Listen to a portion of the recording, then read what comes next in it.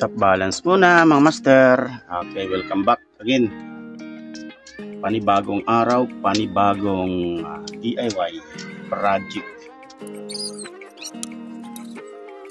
Kailangan po natin i-top balance muna bago buuhin para sure tayo na pantay-pantay ang voltage ng bawat battery.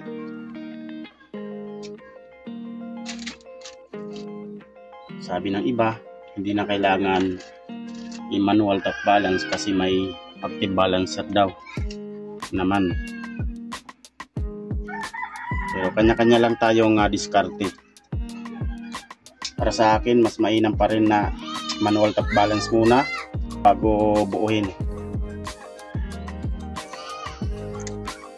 Mas sure yun. Sure talagang pantay-pantay.